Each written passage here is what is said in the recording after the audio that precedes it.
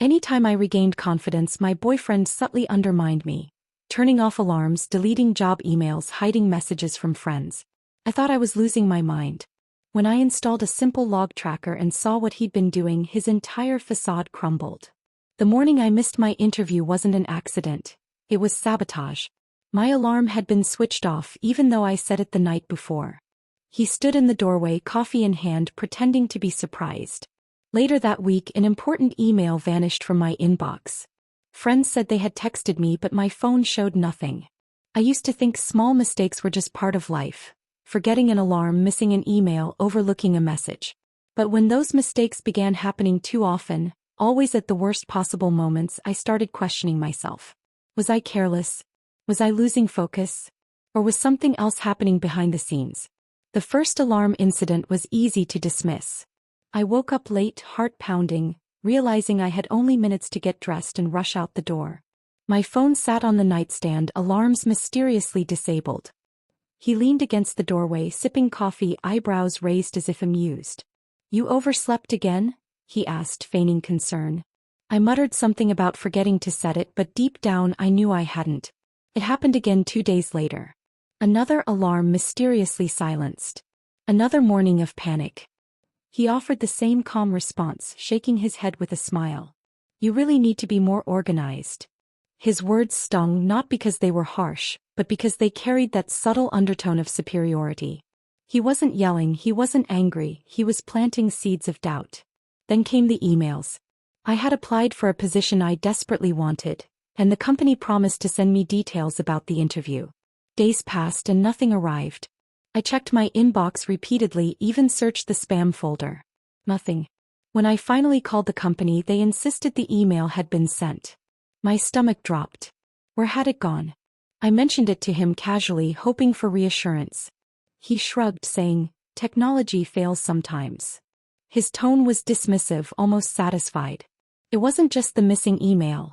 It was the way he said it, as though my disappointment was exactly what he wanted. Friends began telling me they had texted or called, but I never saw their messages. At first I thought maybe my phone was broken. But then I caught him one evening, quickly swiping away a notification before handing me my phone. His smile was too casual, his movements too rehearsed. My stomach twisted. Each incident chipped away at me. I started doubting myself, wondering if I was losing my grip. Was I careless? Forgetful? Unreliable? His calm demeanor only deepened the confusion. He'd tilt his head, offer a sympathetic smile, and say, "You really need to be more careful." The words sank into me like stones, dragging down my confidence. I remember standing in the kitchen one night, staring at my phone, hands trembling. My friends insisted they had reached out, yet my screen was blank. I whispered to myself, "Am I losing my mind?" He walked in, placed a hand on my shoulder, and said softly, "You worry too much." His voice was soothing, but his eyes betrayed something else. Something sly, something calculated. Small incidents piled up. One afternoon I missed a meeting because the reminder had vanished from my calendar. He laughed, shaking his head. "You're always forgetting things." Another time I prepared for a presentation, only to realize the email with the updated slides had been deleted. He watched me scramble, offering no help, only a smirk. The confusion became unbearable. I began writing notes to myself, double-checking alarms, saving emails twice. Yet somehow things still slipped away. It was as if someone was erasing my efforts one by one. And every time I faltered, he was there, calm, collected, reinforcing the idea that I was failing. One evening, I confronted him lightly, testing the waters. "It's strange," I said. "My alarms keep turning off." He chuckled, shaking his head. "Maybe you're sleepwalking." His answer was playful, but his eyes lingered on mine, daring me to push further. I didn't. I swallowed the suspicion, retreating into silence. But silence didn't erase the growing anger inside me. Each smirk, each dismissive comment, each orchestrated failure planted seeds of resentment. I began watching him more closely, noticing the way he hovered near my phone, the way he lingered by my laptop. His movements were subtle, but they carried intent. The worst moments were the ones that made me question my sanity. I'd stand in the hallway, clutching my phone, convinced I had imagined everything. Maybe I was paranoid. Maybe I was broken. He thrived on that doubt, feeding it with his calm reassurances. "You're just stressed," he'd say, brushing my hair back. "You need rest." But rest never came. Instead, nights were filled with restless thoughts, mornings with frantic rushing, days with missed opportunities. My confidence, once fragile but present, was now shattered. I felt trapped in a cycle I couldn't escape, a maze designed to make me stumble. And yet, beneath the confusion, a quiet resolve began to form. I couldn't prove it yet, but I knew. I knew he was orchestrating my failures, turning off alarms, deleting emails, hiding messages. His calm mask was a facade, and behind it was a man who thrived on control. I didn't fight back then. I stored every incident, every smirk, every moment of doubt. My silence wasn't surrender. It was survival. I was waiting, watching, gathering strength. Because one day I would uncover the truth. And when that day came, his mask would crumble. I had reached the point where suspicion was no longer enough. My instincts screamed that something was wrong, but I needed proof. Something undeniable, something that would silence the voice in my head that kept asking if I was imagining it all. That night, after he had gone to bed, I sat alone at the kitchen table with my laptop glowing in the dark. My hands trembled as I installed a simple log tracker. It wasn't complicated, but it was powerful. Every action taken on my devices would be recorded. It was my secret weapon by way of reclaiming clarity. The first morning after installing it, I woke up to find my alarm disabled again. My heart raced, but instead of panic, I felt a strange calm. I opened the tracker, and there it was.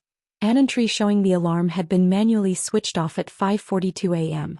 I hadn't touched my phone. He had. My breath caught in my throat. The evidence was right there, undeniable. Days passed, and the tracker filled with more entries. Emails deleted minutes after arriving. Messages hidden before I could read them. Notifications swiped away in the dead of night. Each log was a dagger cutting through the facade he had built. I stared at the screen, my chest heavy, realizing the depth of his manipulation. He wasn't just careless or controlling, he was deliberate. Watching him became a new game. I studied his movements with fresh eyes. The way he lingered near my phone, the casual smirk when I mentioned missing a message, the sudden defensiveness when I asked about an email. Every gesture carried meaning now. His calm mask wasn't confidence, it was calculation. One evening I tested him. I left my phone on the counter, screen unlocked, while I stepped into the other room. When I returned, he was leaning against the counter, phone in hand, pretending to scroll through his own. My tracker later confirmed what I suspected. He had deleted a message from a friend. I didn't confront him. Not yet. I smiled, asked about his day, and tucked the knowledge away. Resisting confrontation was harder than I expected. My anger burned, my hands itched to throw the evidence in his face. But I held back. I wanted him to keep going, to dig himself deeper.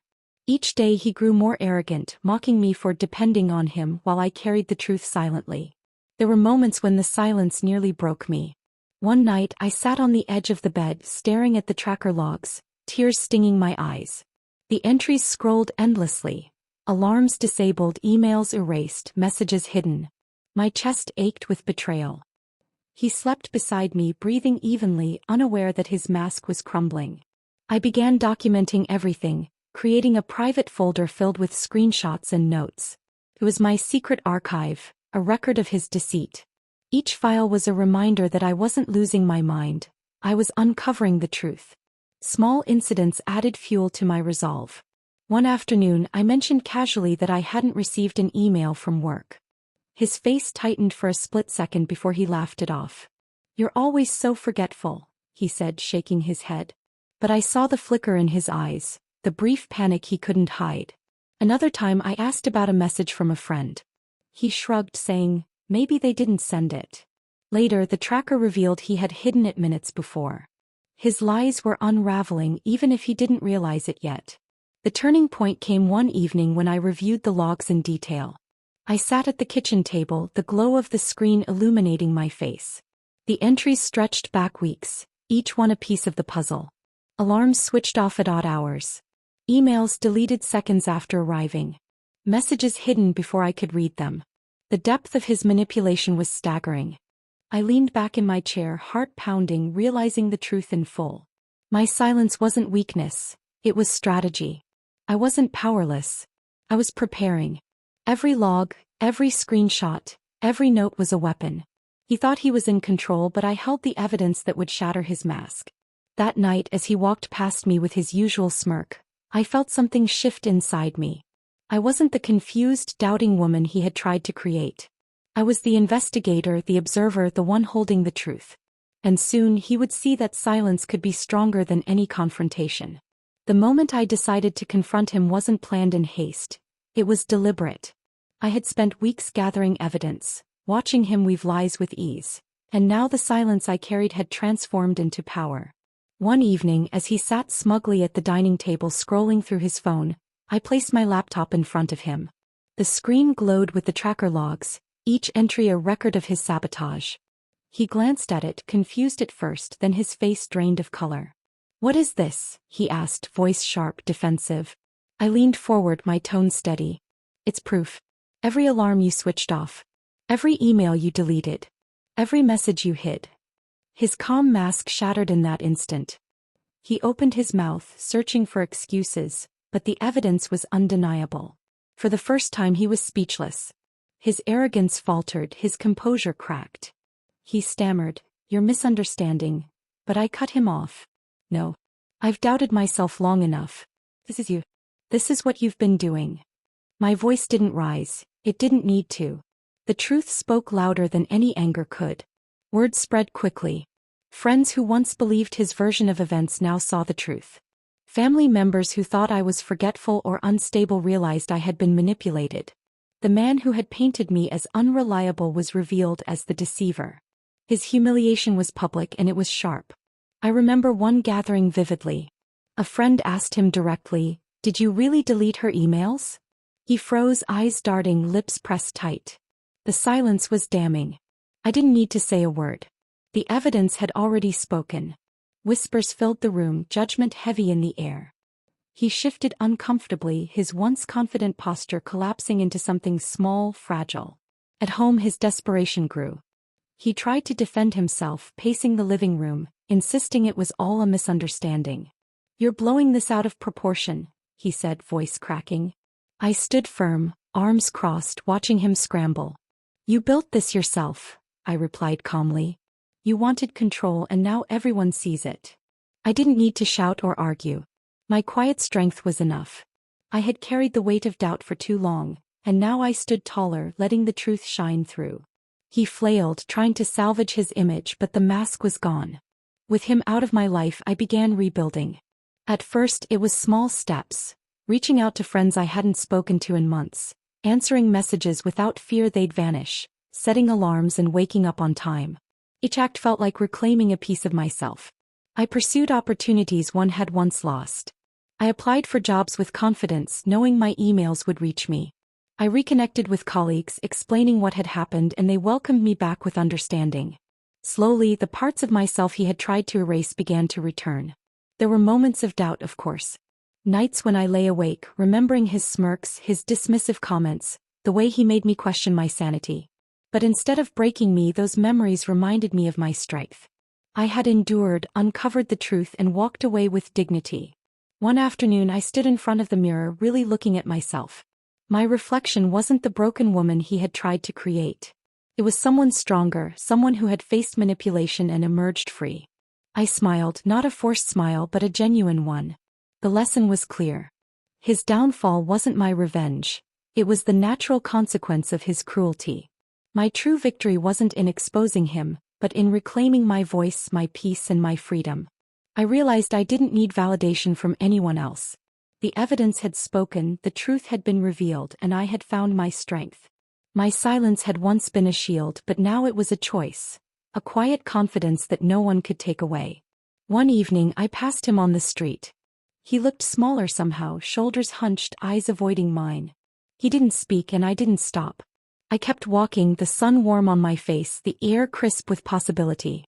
That moment was closure, not in words but in the quiet strength of moving forward. I built a new chapter surrounded by respect and honesty. I learned to trust myself again, to value my own worth. The scars remained, but they were reminders of resilience, not weakness. And as I stood in my own space, free from his shadow, I realized something profound. Freedom isn't always loud or dramatic. Sometimes it's steady, quiet, and unshakable. and it was mine.